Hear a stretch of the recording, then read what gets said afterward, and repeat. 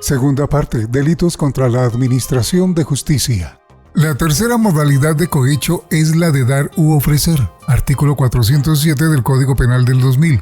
Como se indicó líneas atrás, este es el delito en que incurre la contraparte del servidor público, es decir, quien da el dinero o utilidad o realiza la promesa.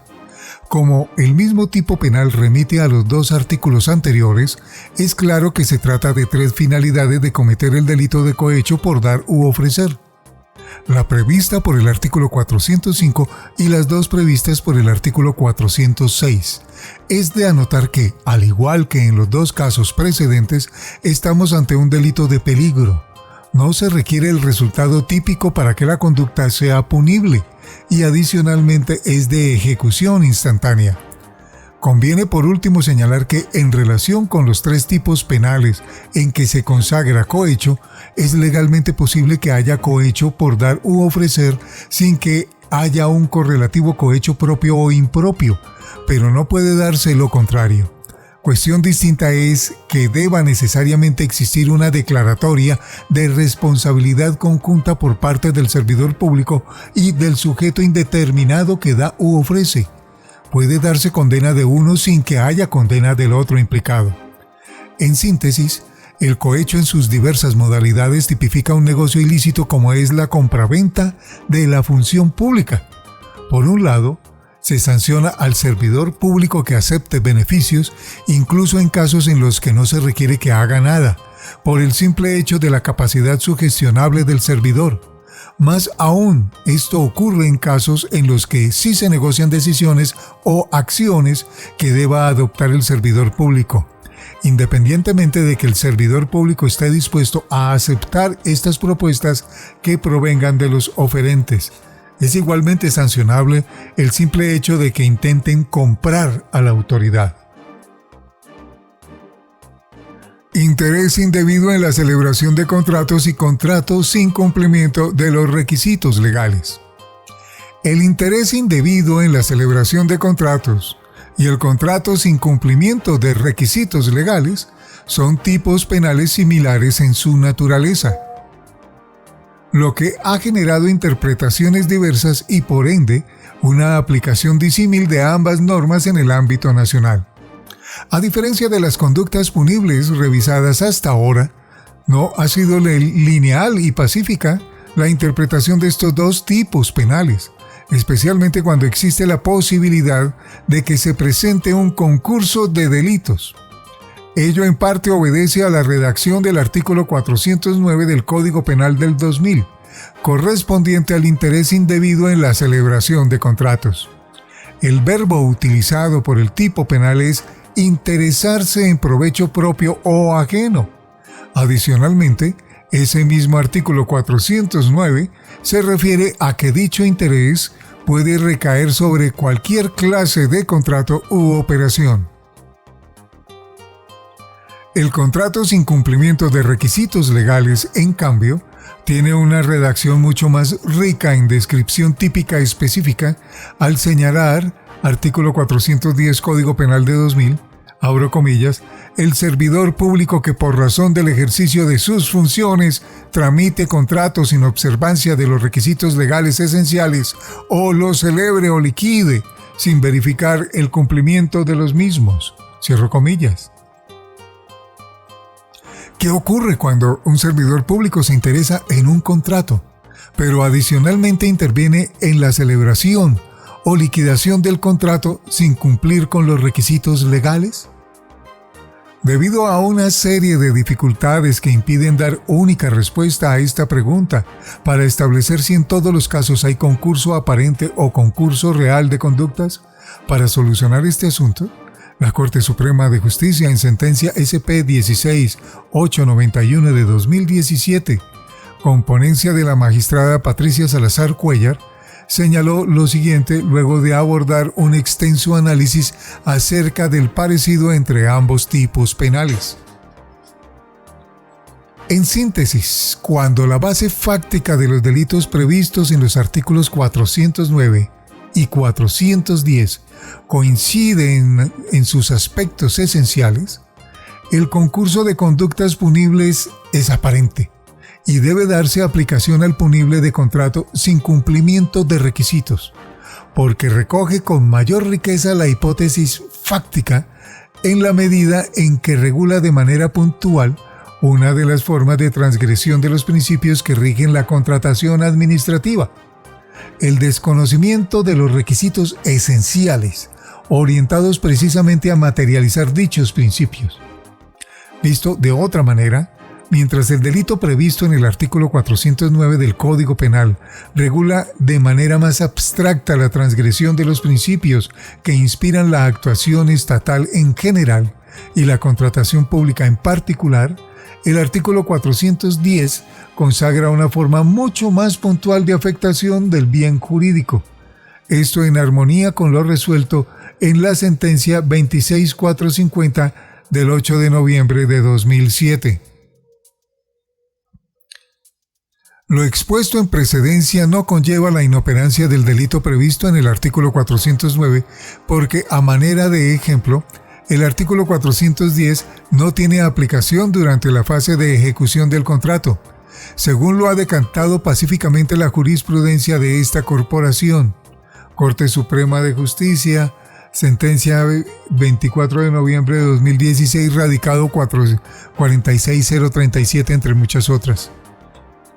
De tal suerte que las actuaciones a través de las cuales se exterioriza el interés indebido durante esa fase contractual puede adecuarse al tipo penal regulado en el artículo 409, obviamente a partir de un análisis suficiente de los presupuestos de la responsabilidad penal.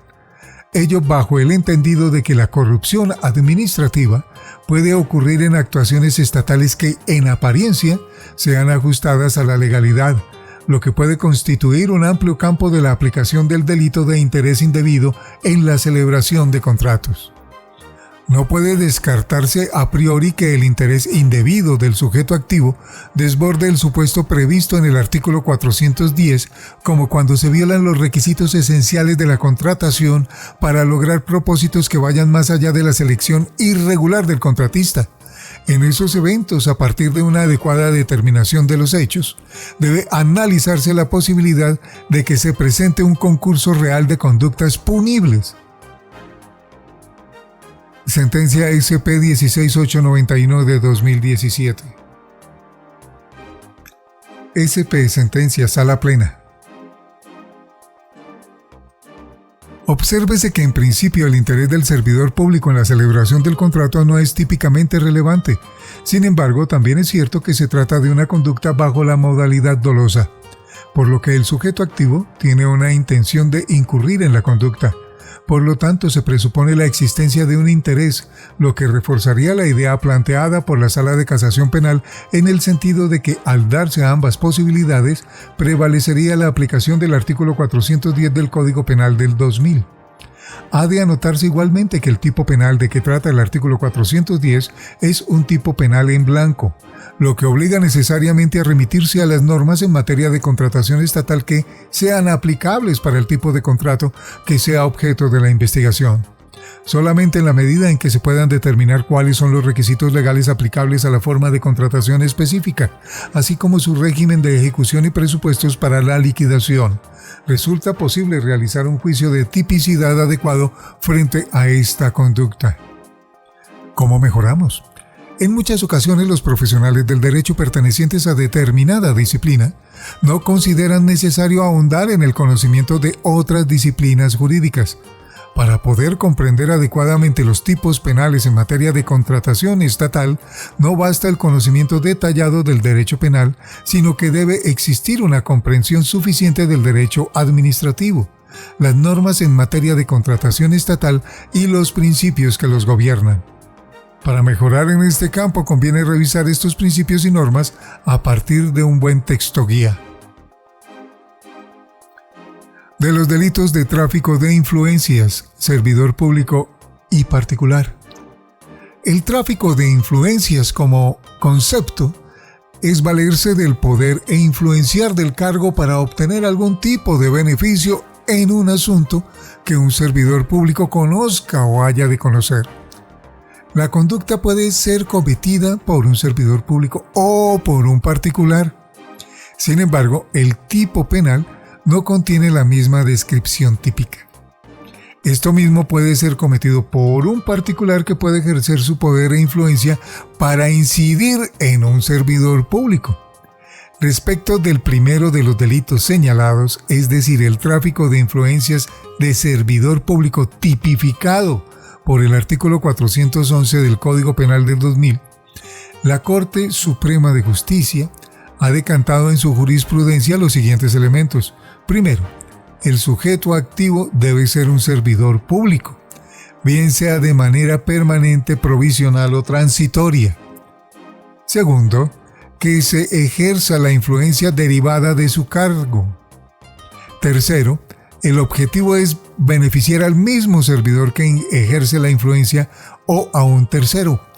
Cuarto, el objetivo del ejercicio de la influencia es que el servidor público sobre el que se ejerce haga o deje de hacer algo que es propio de su cargo o funciones.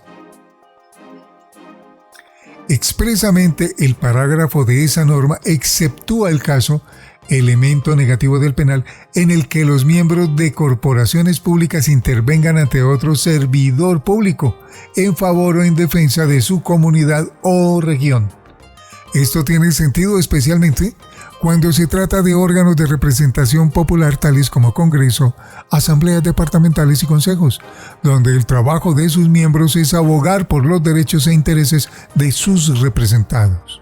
El artículo 411A fue adicionado al Código Penal de 2000 mediante la expedición de la Ley 1474 de 2011, denominada como Estatuto Anticorrupción. Antes de esa iniciativa legislativa, el tráfico de influencias ejercido por un particular era una conducta atípica y por ende no punible. En esencia, la conducta que se ejerce por el particular debe ser la misma que la que adelanta el servidor público en el caso del artículo 411. Sin embargo, existe una diferencia importante que conviene puntualizar. El particular que ejerza las funciones sobre el servidor público debe hacerlo con el fin de obtener un beneficio económico. De no estar acreditado ese elemento, la conducta será atípica. Enriquecimiento ilícito.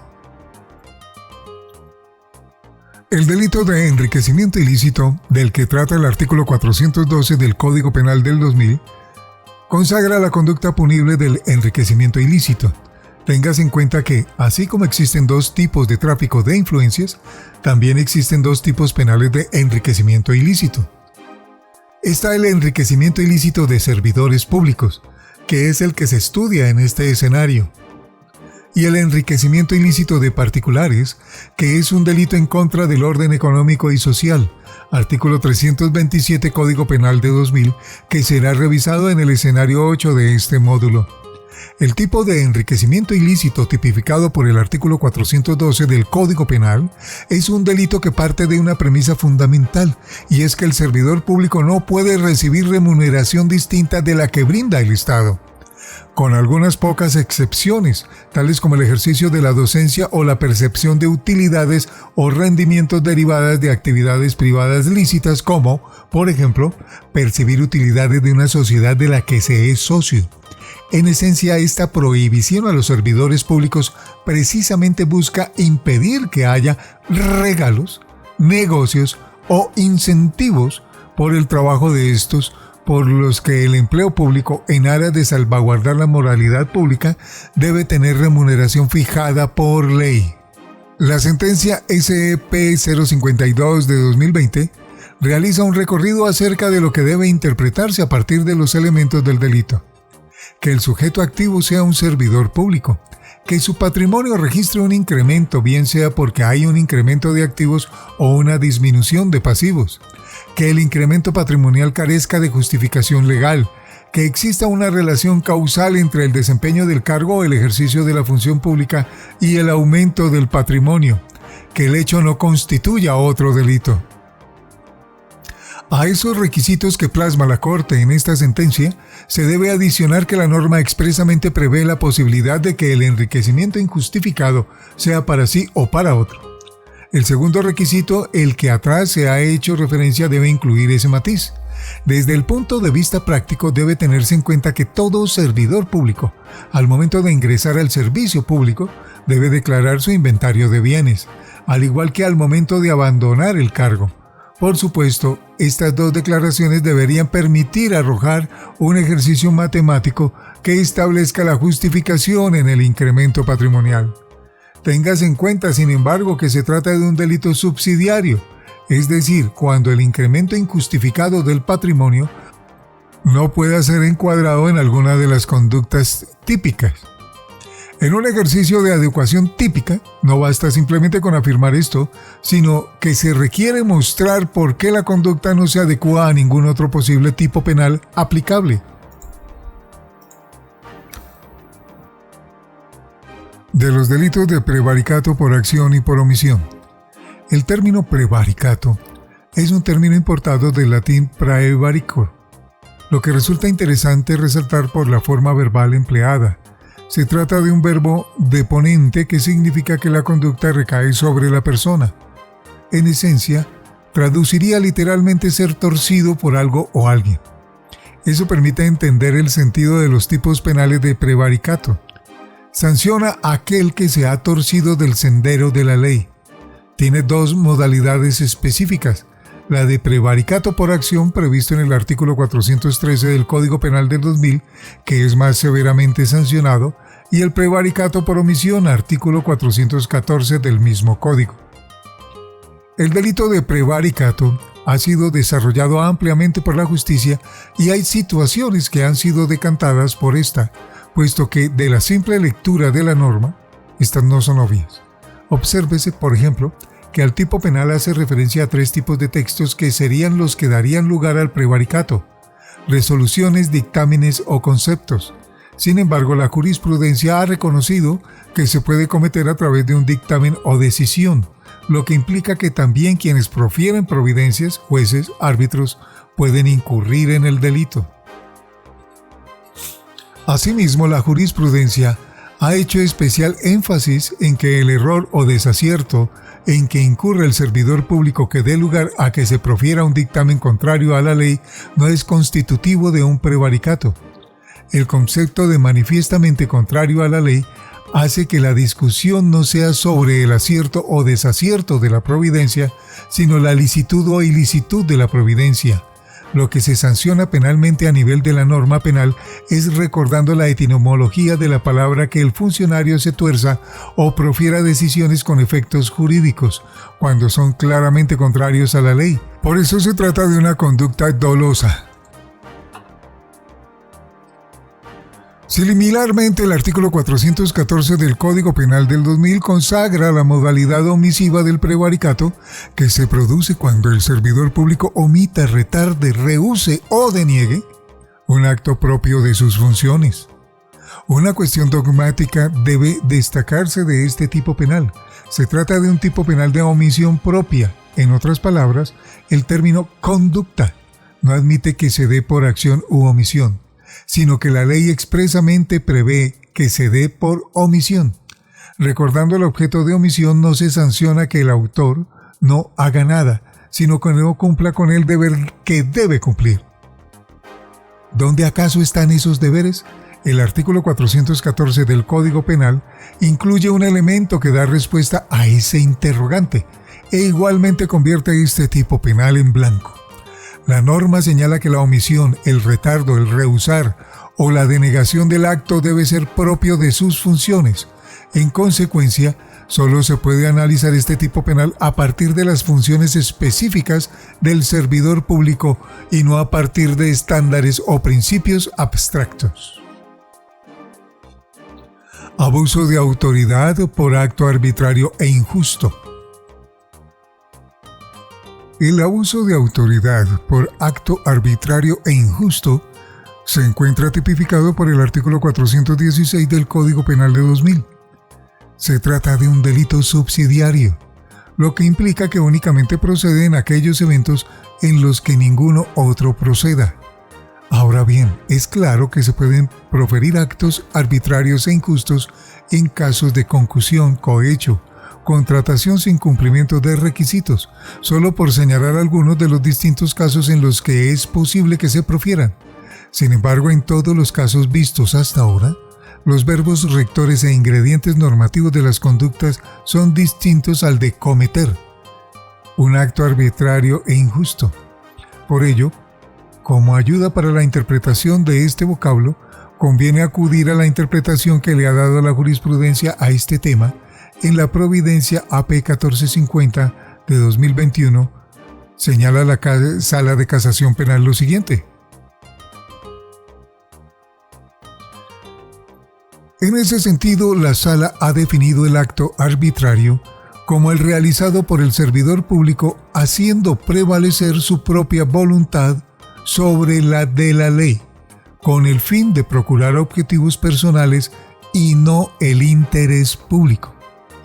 Repito, en ese sentido, la Sala ha definido el acto arbitrario como el realizado por el servidor público haciendo prevalecer su propia voluntad sobre la de la ley, con el fin de procurar objetivos personales y no el interés público, el cual se manifiesta como extralimitación de las facultades o el desvío de su ejercicio hacia propósitos distintos a los previstos en la ley, y la injusticia como la disconformidad entre los efectos producidos por el acto oficial y los que debió causar de haberse ejecutado con arreglo al orden jurídico. La injusticia debe buscarse en la afectación ocasionada con el acto caprichoso. Elemento normativo. La acción debe realizarse con motivo de las funciones o excediéndose en el ejercicio de ellas. Los conceptos mismos de arbitrariedad e injusticia no tienen sentido sino dentro del ejercicio de la función pública. AP 1450-2021. AP significa Audiencia Provincial. La providencia atrás referenciada incluye una relación de todos los elementos del tipo. No obstante, como el comentario especial se da frente a lo aquí citado, no se incluye todo el texto. Es aconsejable, en todo caso, para continuar familiarizándose con la estructura típica que maneja la Corte Suprema de Justicia, revisar la providencia en su integridad. Señalado lo anterior, obsérvese que se trata de criterios interpretativos que no son absolutos. El acto arbitrario e injusto, que es lo que da lugar a hablar del abuso de autoridad, depende de un contraste entre la actuación del servidor público y sus funciones.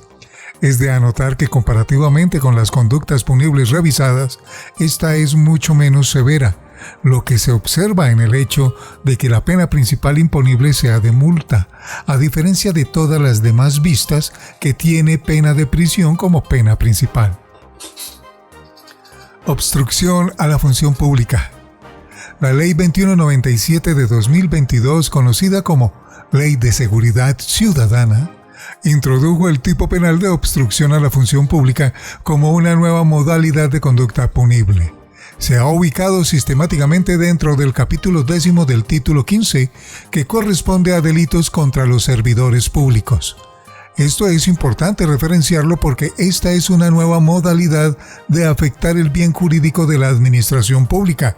Todos los delitos revisados y analizados en los 9 numerales anteriores corresponden a delitos en los que los servidores públicos eran sujetos activos de la conducta punible.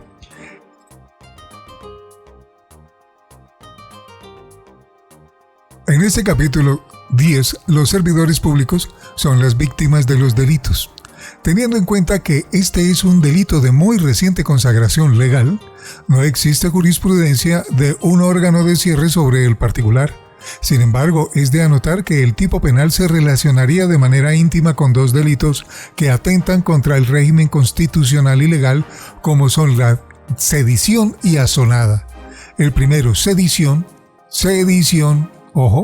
implica que a través de las armas se busque impedir el funcionamiento normal del régimen constitucional y legal.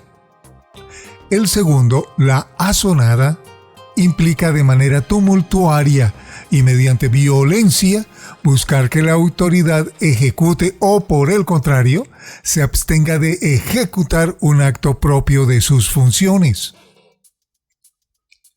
El contexto de este delito guarda relación con las protestas violentas que vivió el país y que llevaron a que el gobierno impulsase una reforma que diera mejores herramientas a las autoridades para actuar ante eventos similares en el futuro. Obsérvese que el delito de obstrucción a la función pública castiga a los promotores o instigadores de la obstrucción. La promoción o instigación, sin embargo, no puede ser por cualquier medio, sino que debe ser a través de violencia o amenaza. Esta modalidad no se encontraba expresamente tipificada en el Código Penal. Defraudación o evasión tributaria. El artículo 434b del Código Penal de 2000, que forma parte del capítulo 12 del título 15 de la parte especial del Código Penal, consagra el tipo penal de defraudación o evasión tributaria. Se trata de un tipo penal de reciente creación en Colombia. La iniciativa legislativa que dio origen a este tipo penal fue una iniciativa en materia tributaria que no se tituló como una reforma tributaria. La inclusión de las modificaciones al Código Penal se dio en el informe de ponencia del segundo debate, plenaria de Cámara de Representantes. Como se había indicado en el acápite 2 del presente texto, era habitual que el tipo penal de omisión de agente retenedor fuese referido como la tipificación de la evasión tributaria. Allí se señaló que esa percepción era errada, pues no se buscaba que ese tipo penal sancionara al objeto pasivo de obligación tributaria que no pagara, sino al retenedor o recaudador que se apropiara del dinero público. En términos resumidos, el artículo 434A y 434B del Código Penal de 2000, en cambio, sí son normas decididamente enfocadas a sancionar la evasión. Similarmente a lo que ocurría en materia de contratación estatal, los dos tipos penales del artículo 434A y 434B son similares en su contenido y en su protección del bien jurídico. En este caso, sin embargo, es mucho más específica la primera de las normas, es decir, la del artículo 434A, que se enfoca en la defraudación en materia de impuesto de renta y complementarios. El artículo 434b, en cambio, es mucho más genérico, razón por la cual, ante una posible doble adecuación típica, debe prevalecer la del artículo 434a por principio de especialidad. En todo caso, el legislador fue precavido al hacer expresa la subsidiariedad del artículo 434b al inicio de la norma. Anotado lo anterior, se debe señalar que este tipo penal sanciona dos tipos de conducta. Primero, no presentar la declaración, cualquier declaración tributaria, estando obligado a hacerlo. Y dos, presentar declaraciones con información fraudulenta. En este segundo caso, la información fraudulenta incluye varias posibilidades. A. Omitir ingresos. B. Inclusión de gastos inexistentes. C. Reclamar créditos fiscales, retenciones o anticipos improcedentes. Obsérvese que este tipo penal tiene información técnica que debe ser manejada a partir del saber técnico contable y tributario, dado que cada uno de los términos atrás empleados tiene un significado muy preciso que no está dado a la interpretación del operador jurídico penal. El tipo penal incluye una figura novedosa en cuanto al requisito de procedibilidad de la acción penal, dado que únicamente podría ser denunciado por la DIAN, aunque la redacción no es del todo clara. No obstante, por tratarse de un tema propio del derecho procesal penal, no será objetado de mayor análisis en este escrito. Bueno, referencias, vamos a omitir las sentencias porque las hemos denotado durante todo el texto. Cancino AJ 2019, Delitos contra la Administración Pública en Lecciones de Derecho Penal, parte especial, volumen 2, Departamento de Publicaciones, Universidad Externado de Colombia. Código Penal, Ley 599 de 2000. Sepúlveda C. 2011, Prevaricato. En C.G. Castro, Manual de Derecho Penal, parte especial, Editorial Universidad del Rosario. Tirado M. Cohecho. En C.G. Castro, Manual de Derecho Penal, parte especial, tomo 2, Editorial Universidad del Rosario. Ley 2197 de 2022, por medio de la cual se dictan normas tendientes al fortalecimiento de la seguridad ciudadana y se dictan otras disposiciones, 25 de enero del 2022. Decreto 51928. Ley 1474 de 2011, por la cual se dictan normas orientadas a fortalecer los mecanismos de prevención, investigación y sanción de actos de corrupción y la efectividad del control de la gestión pública. 12 de julio de 2011, decreto 48128. Información técnica, Facultad de Sociedad, Cultura y Creatividad, módulo Penal Especial, Delitos contra la Fe Pública y la Administración. Autor Javier Darío Pavón Reverend. Asesora pedagógica Diana Carolina Gil Buitrago. Diseñador gráfico Oscar Rojas. Cabe recordar que todo ese material pertenece al Politécnico Gran Colombiano. Un abrazo para todos. Les leyó desde Bogotá Juan Carlos Tejero Medina.